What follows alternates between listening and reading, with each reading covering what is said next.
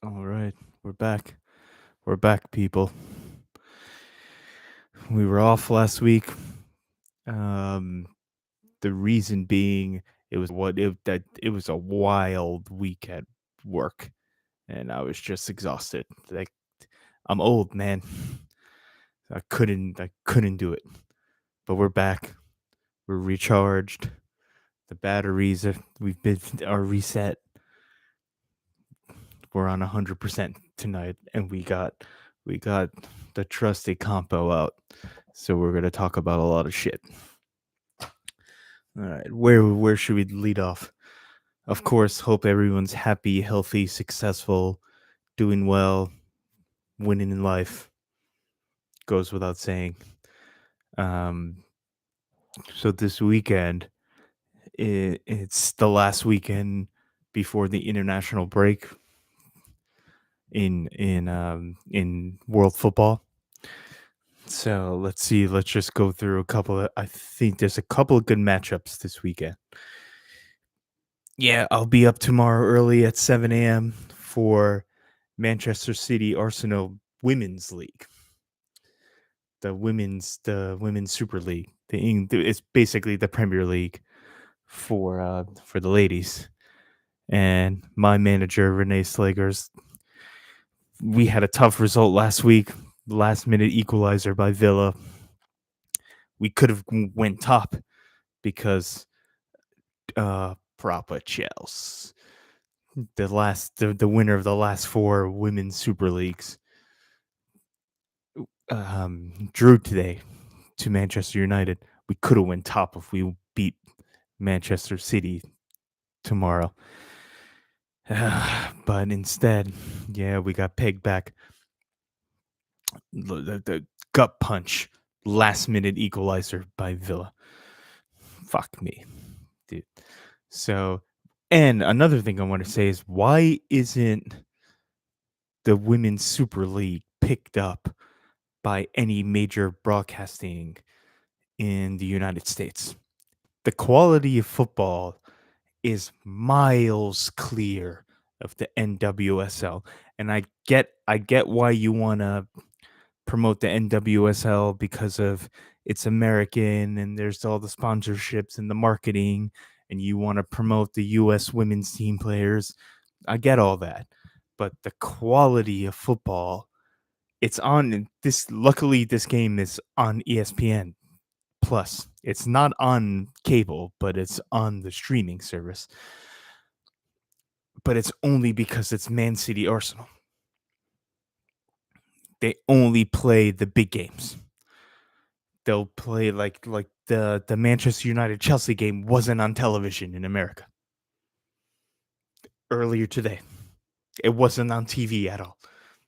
How is that possible? In 2025, where you have 13 million streaming services, how is that game not available for anyone in North America? That's ridiculous. But luckily tomorrow it's at 7 a.m. Eastern, so that's gonna be something. But we will be there more than you can believe. We will be there. So that's another thing. Getting on the ground. I'm telling you right now, if I was a consultant, if I was a financial consultant working at what's that big firm in New York? I forgot the name. One of my friends used to work there. Mix something. If I was if I was a financial consultant, like a big wig, I would say getting on the ground floor of the women's like European and in España, um, La Liga Femenina and um, the Liga Femenina in Italy too. The Italian Women's League, the Spanish Women's League, the English Women's League. Get that on TV in North America. People will watch it. I'm telling you, it's the quality is like the WNBA now that all this crop of really great players have come into the league.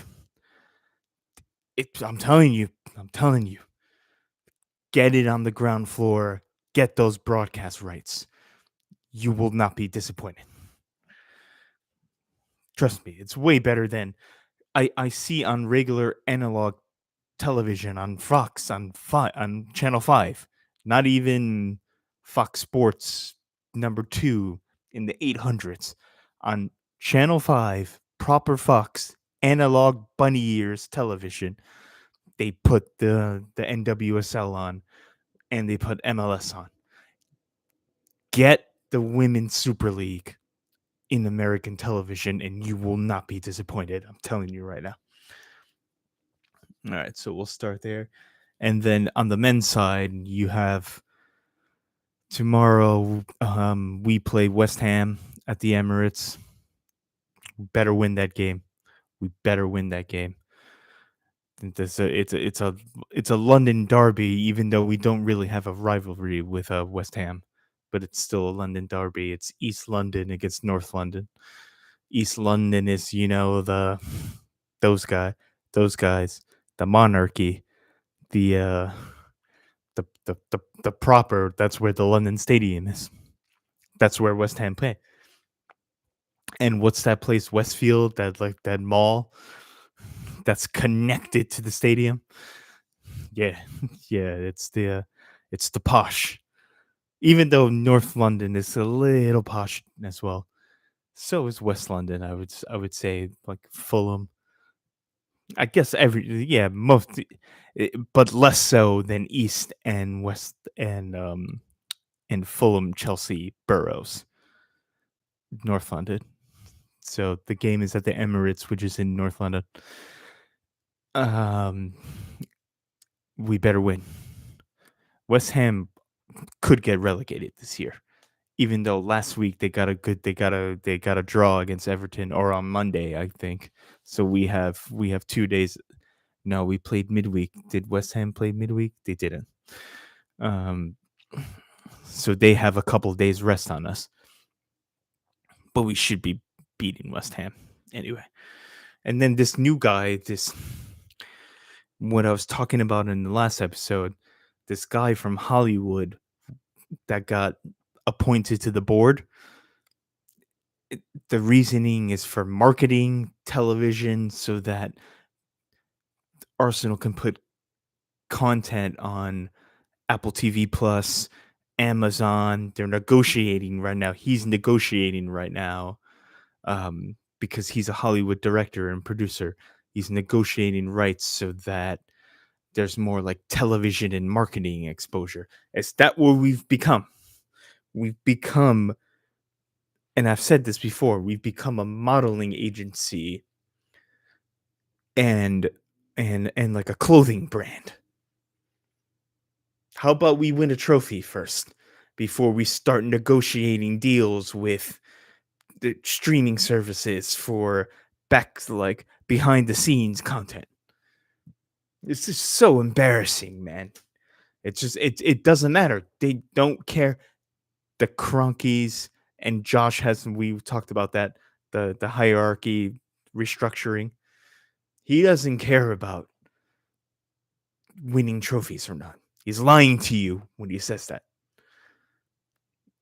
All he cares about is creating revenue, generating more revenue and making Arsenal a bigger global brand. That's what he wants. That's what he wants. Doesn't matter if we win a trophy or not. We're just an insurance policy. So if the Rams don't do well, if the Avalanche don't do well, if the Rapids don't do well, if the what's the other team that they own? The Nuggets. They have poor seasons. You still got Arsenal that makes up for all the lost revenue. That's what we are. We're an insurance policy for Cronky Sports and Entertainment. And it's bullshit. And the fans enable it. They sponsor it. They support this shit. Bringing in Hollywood directors on the board to negotiate deals with television companies. What is this shit?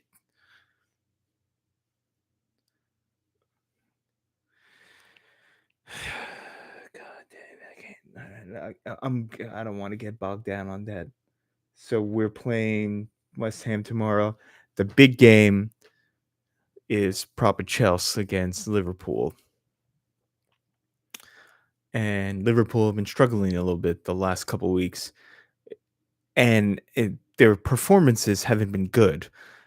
They've been getting bailed out by last minute winners, which you could argue, I could see the other side of the coin is, oh, that's what champions do. And let's have it right. They are the defending champions. They always pull out the result at the end. They always come clutch goals at the end of the game.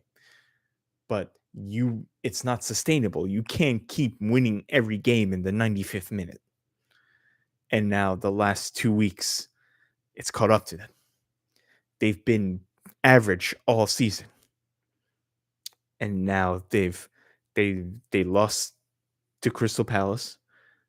Funny enough, on the last kick of the game by Eddie Nketiah, an Arsenal Academy player. And then they went to Istanbul in the Champions League midweek on, I think it was Wednesday, and they lost to Galatasaray. And the Galatasaray fans had them up all night because they were setting off fireworks. I'll play the video.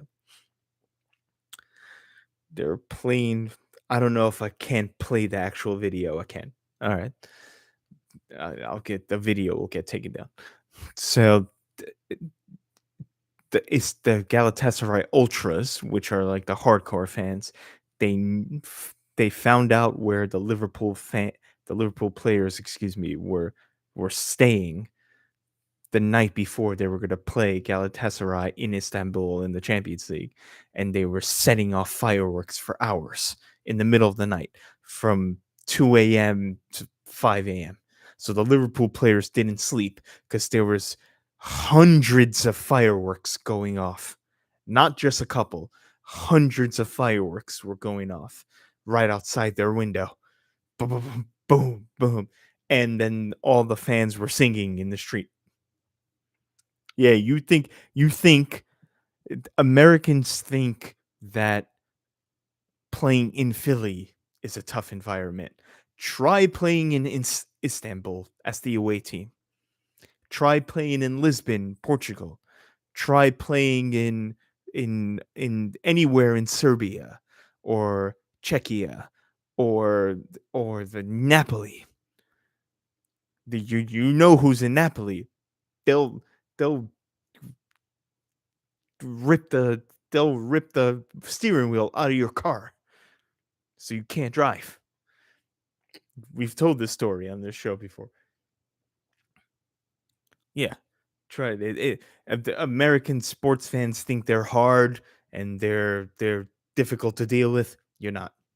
You're not. Go to Argentina. Go to Brazil. Go to Colombia. Go to Africa. Go to anywhere in Eastern Europe. Go to Turkey. Yeah. Then you're gonna see, or and some cities in England, like go to Liverpool. Yeah, then you're gonna see some real shit. So Liverpool lost because the fans kept them up all night. None of the players slept, and they had to play a Champions League the next day, and Galatasaray beat them.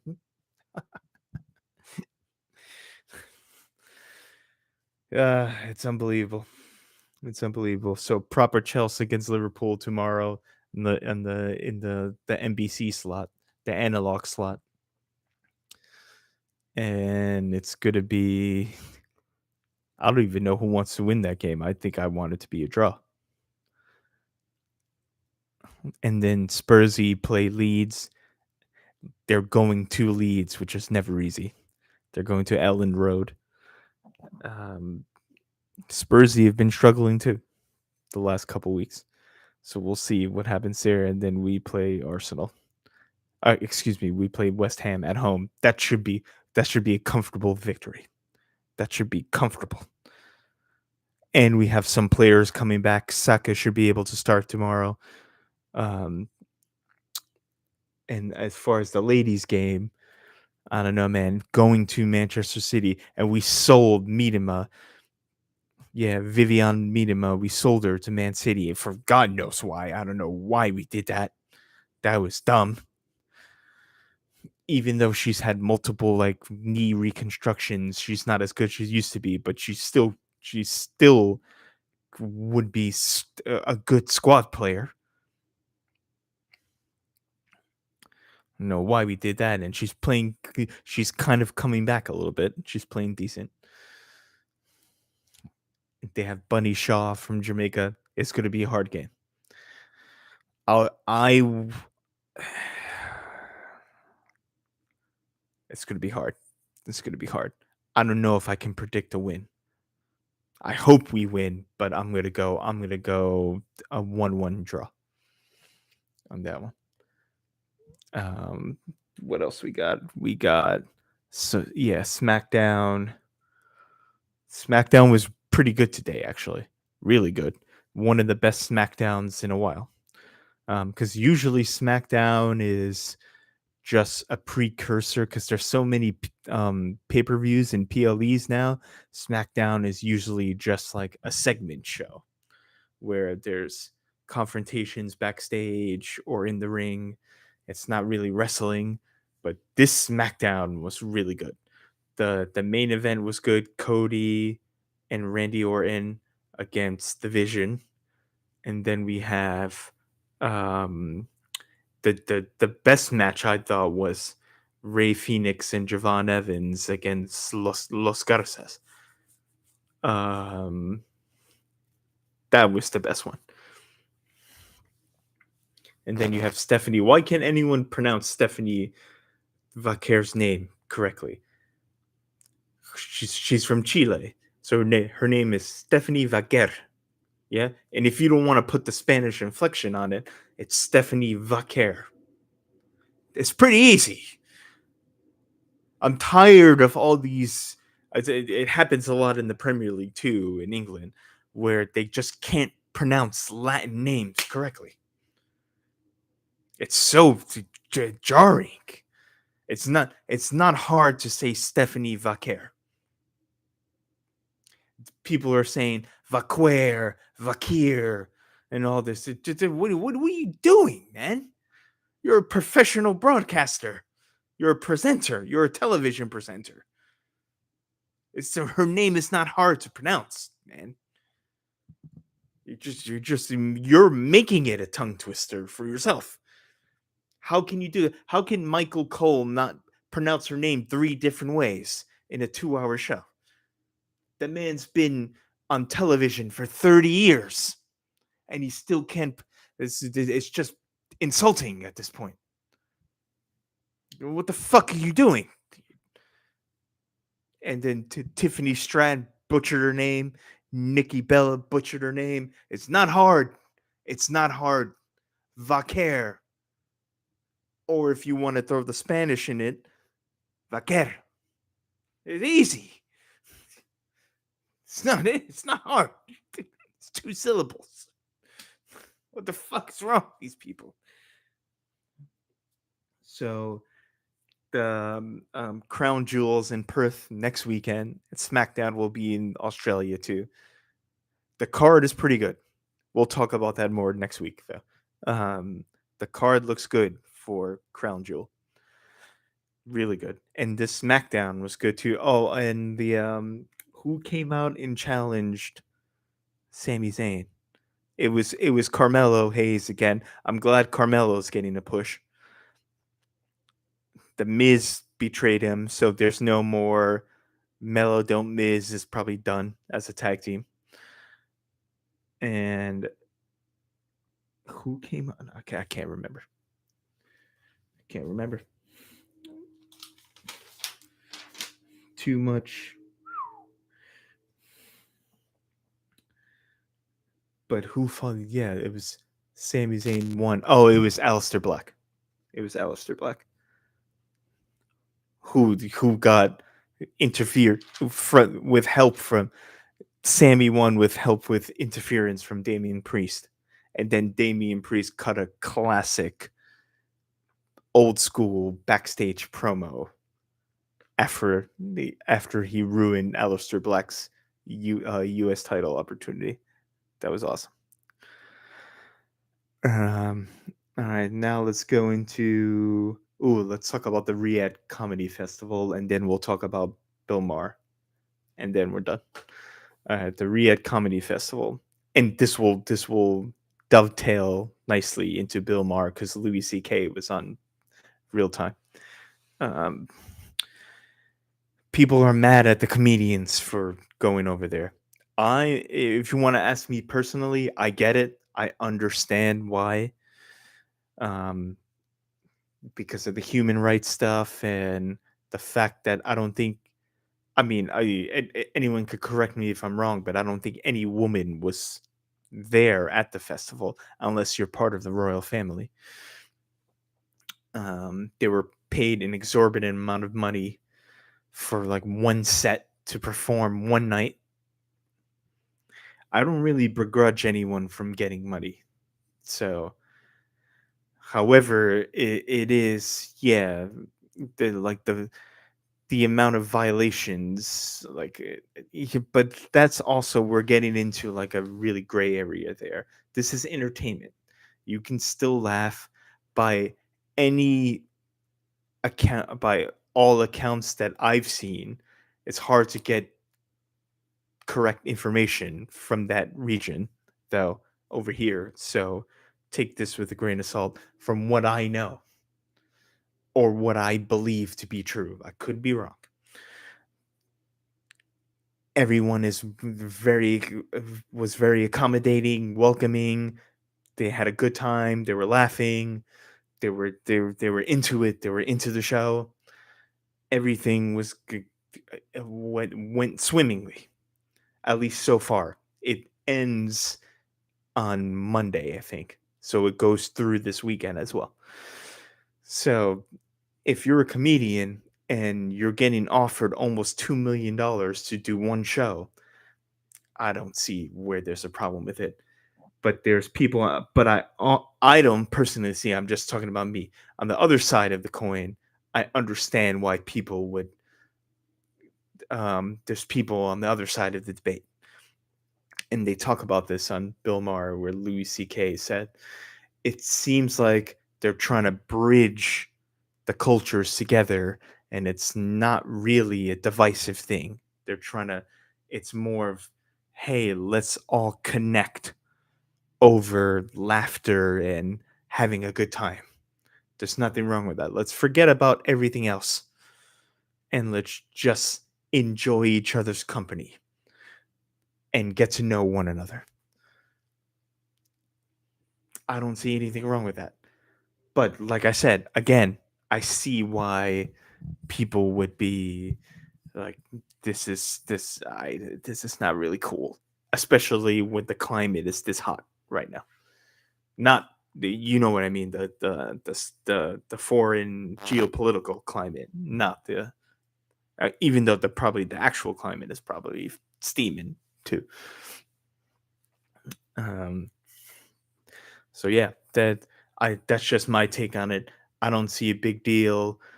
It doesn't change my opinion on any of the comedians, but it's also, I also respect the ones that are like, nah, you can keep that check. I'm good. I'm gonna stay here. I don't want to be a part of that. But they got some of the biggest comedians in the world. Now, my question is, where I would criticize them is, does Dave Chappelle really need more money? Does Kevin Hart, specifically Kevin Hart himself, he's probably the richest comedian in the world. Does he need more money?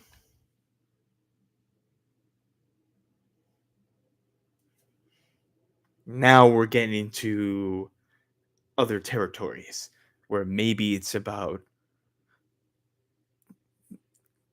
power and authority and political influence and stuff like that, and governmental influence. You know what I'm saying? Because Kevin Hart doesn't need $2 million. What's his net worth? Let's look it up. Why would he do it?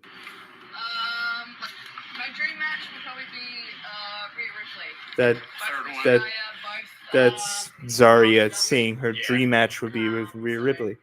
Hell yeah. Kevin Hart net worth. Yeah, Zarya will fight Rhea Ripley at some point. Kevin Hart is worth $450 million. Why does he need a check for 1.6 million to do a stand up set? Now we're talking. You want to get into that? Now Bobby's here. Now I'm here. You want to get into that part of it? Why? It's beyond. It's not. Kevin Hart is not doing, or Dave Chappelle aren't doing this for money reasons, or Bill Burr, also extremely wealthy. It's about control. Is there something behind the scenes? Is there something deeper and darker going on behind the scenes?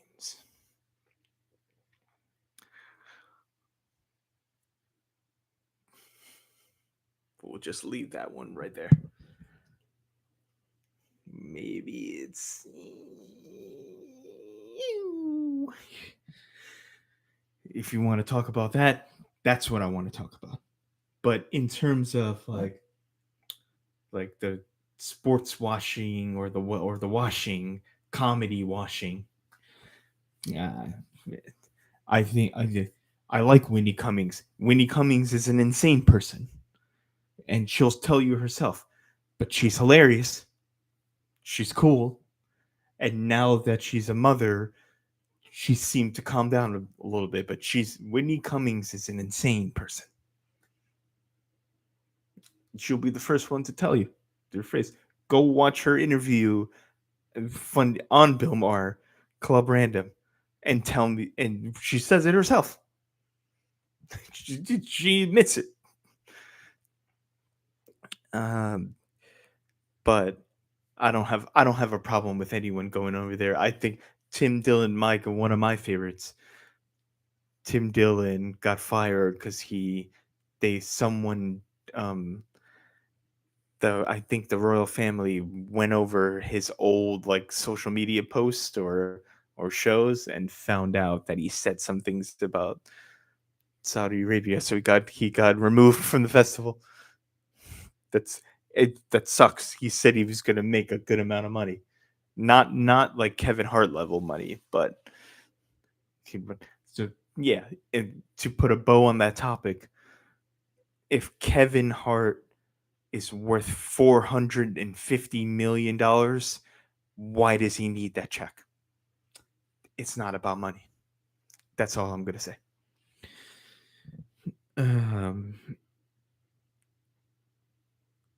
All right, let's go. All right, now let's go to Louis C.K. Louis C.K. wrote a book.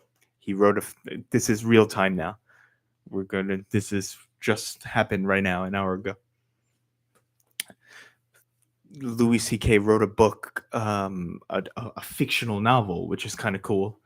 And I'm glad that Louis C.K. got canceled for almost 10 full years. I'm going to say, when did that scandal break out? Like 2017, 2018? Yeah, it's been gone for a while. And now he's writing novels and appearing on major talk shows. And he's also he's at the Saudi. He said he's going to fly out right now to the Saudi, the Riyadh Comedy Festival. I actually have a friend from Riyadh. I should reach out to him and see what's going on. I got boots on the ground over there. Yeah, he's a good friend of mine. I've known him for 9 years, and he's Saudi Arabian, and I think he's in Riyadh right now. I should reach out to him. So Louis C.K. wrote a novel. He wrote a fictional novel. It's like a coming of age story, sort of like a Huckleberry Finn, Mark Twain ish type novel. fictional, which is funny because most people in the public eye, when they write a book, it's like autobiographical or semi biographical. And the, Louis C.K. just straight up wrote a fictional story, which I fucking respect. I like that. All right. I'm not condoning what he did. He was one of the ones that was rightfully canceled because what he did some weird shit, man. But I respect the fact that he bounced back. He used one of probably the worst time in his life, and he used it to write up, like start working on a fictional novel that was just released. And he's also back doing stand up as well. All right. Yeah, so there's everyone, it doesn't matter. Everyone deserves a second chance. Not condoning what he did. What he did was disgusting because it's proven that factually he did it concretely. So that's fucked up. And he paid for it for own, like I said, nearly a decade. But now he's back. So they talked about that. Then they talked about the book, and then they talked about AI. And he said something really cool about AI. He's like, the one thing AI is not going to be able to do, like it'll take over all like the basically like the tedious jobs, like the filing and the data entry, and and even like the manual labor stuff, like warehouse work and all that. It'll eventually take over all of that. But the one thing it won't ever be able to do is create another human, create another comedian. It can do music, it can compile music and make a good song. It can make a comedy set from the past, and it can compile music from the past, but it's never going to be able to innovate. It's not going to be able to make new bits in comedy. And that's a really good point.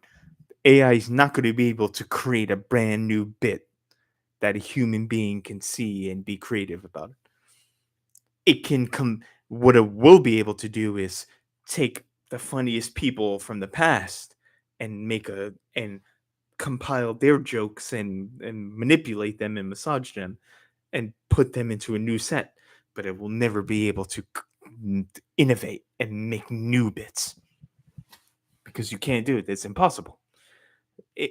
AI can't make future comedy.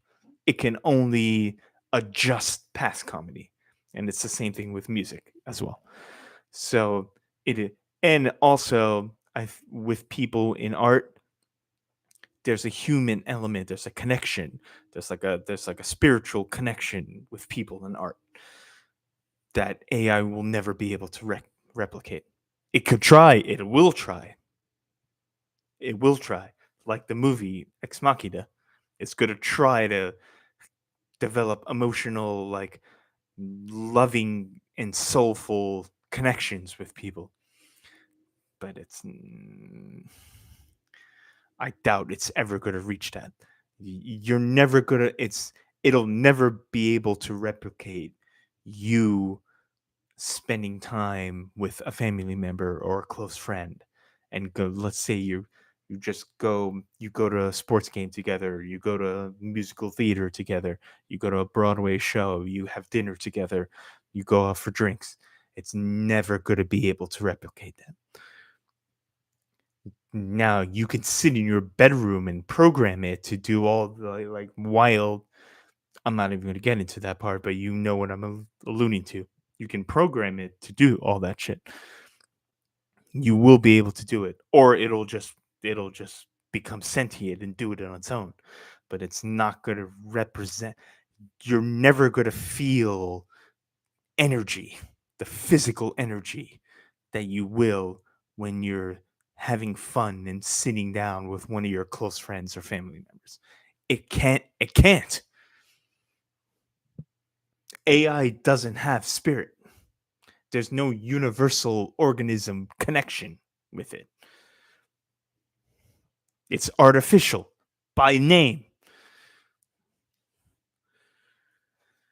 So they talked about that. All right. And then on the panel is Van Jones and Thomas Friedman. They talked about Israel, Gaza. We've talked about this enough on the show. I'm done talking about that topic because as much as intelligent and smart as those three people on the panel are, Van, Bill, and Thomas, Bill has never once talked about the history. And this was the one thing I will give criticism. I love Bill Maher, but the one piece of criticism that I will give him, which is positive, it's like positive feedback, is he needs to on this show. He needs to have someone. He needs to have a segment where he discusses the history of the Islamic religion and Judaism. He's never once done that in 2 years. This conflict has been going on for almost 2 years. I mean, the decades before that as well, but this specific one, he's never once like laid out the history or had a guest on that can lay out the history. Until that happens, I'm not listening to any of that because you have no clue. Not no clue. You're not fully informed of what's going on. I've said this dozens of times already. So but that's apparently coming to an end. So that's good news. But they always say that. They always say there's a peace treaty right around the corner, and then something else happens. So we'll see. We did AI in Nigeria. We can talk about Nigeria for a little bit. So Nigeria is, speaking of Gaza, Nigeria, there's an actual like extermination of the Christian religion happening in Nigeria. Look it up. Why isn't that in the mainstream media? Van Jones says it. Van Jones, his own words, is that if there's no Jews, there's no news. From quote Van Jones, go look it up. Why isn't anyone talking about how in Nigeria they're trying to exterminate all they're destroying churches, and they're like offing all the Christians, like the super like practicing Christians in Nigeria. Why isn't anyone talking about that? How I only heard about this like a week ago. Maybe that's on me, but well, not maybe. A portion of a large portion of it is on me. But how is that not all over MSNBC, CNN, Fox, News Nation, where what's going on in Nigeria right now? It's all Israel, Palestine, Israel, Palestine, Israel, Palestine, Russia, Ukraine, Russia, Ukraine, Russia, Ukraine, Trump, Trump, Trump, Trump, Trump.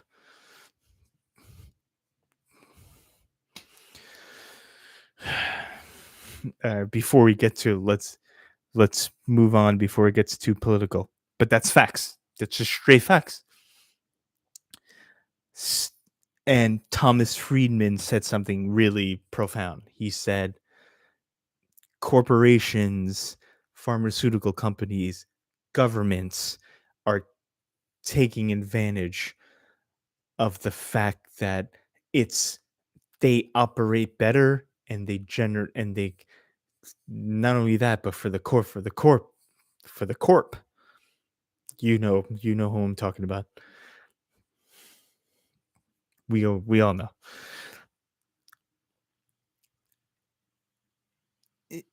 They want to make everyone stupid and angry and divided, and they're making more money than they've ever been.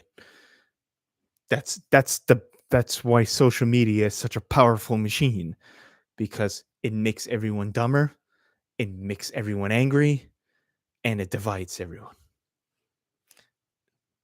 That's how you get the most clicks. You get more ad revenue for people that hate watch you than that like you. Easy.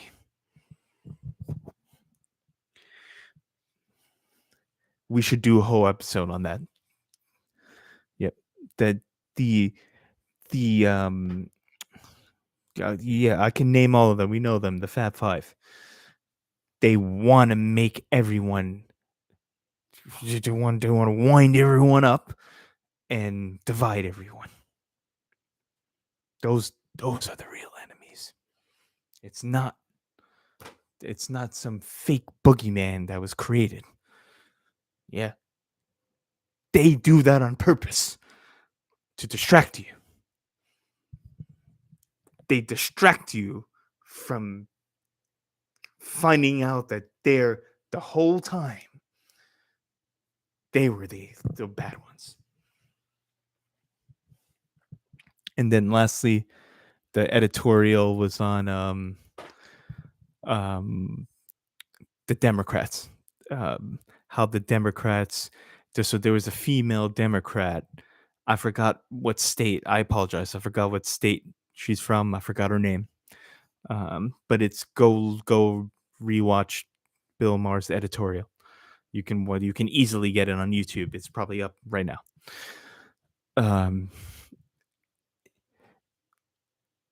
She said and I like her because this is a spirit that I haven't seen in the Democratic Party, and especially we're going to get into the gender part of it as well. I haven't seen this type of spirit from the Democratic Party in a long time. She said she swore we need to fucking take the flag back, and we need to stop being so weak and woke. She landed it, and it ties into, this is this was the premise of Bill's editorial, that women are not being held back anymore. And why are women still complaining that they're powerless or people are taking advantage of them? I'm sure it still happens. I'm saying generally speaking. Obviously there's exceptions, and obviously bad things still happen, of course. But if you look at all industries, women are in massive positions of power in every industry on the planet. It's not, you can't play it's 1885 and I'm just stuck in the kitchen anymore. You can't play that card. You can't. The fastest growing small business owners are all women. Women are on the board of like 50. It was like 49%. I think Bill put up 49% of all board members in America, like chief officers, are women. 49%. So it's pretty much half and half. Men have a slight advantage. 49%, as opposed to back in the day when it was probably zero. Yeah, I'm not discrediting the past. It was shit was fucked up in the past. We all know this. Anyone with half a brain knows this. But now, and I think the reason why Bill said that is he read Kamala Harris's book, 107 Days of her the candidacy, and she blames everything else but herself. It was the American people's fault. It was the geopolitics that she inherited. It was Joe Biden's fault for not stepping down sooner. It was this person's fault for this, that person's fault for that, these people's fault for this. In the book blames it was her campaign didn't do it correctly. She was talking about someone peeling the signs off the cupcakes. So like this is weird shit, man. She blames everything else but herself. And Bill said the title of the title of the book shouldn't be 107 days. It should be Everyone Sucks But Me. That's her attitude towards her her presidential campaign. It was everybody else fucked up except me. No accountability. How about you look at yourself in the mirror? But that's ties into what I was saying earlier. This You can't play that card anymore. That card is gone because women now have every opportunity.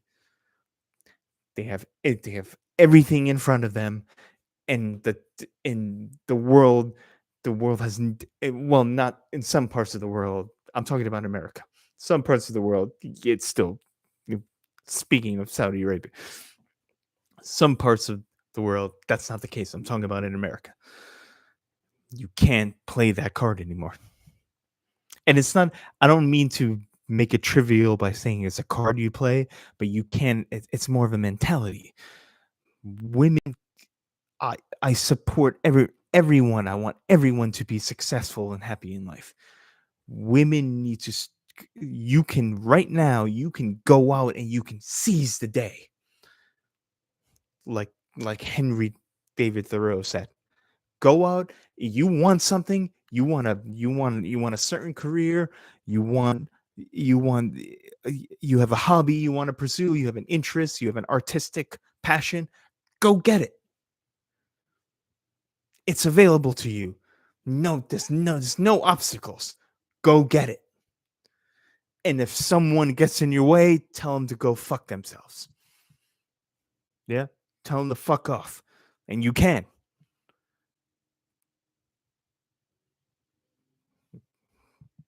Done.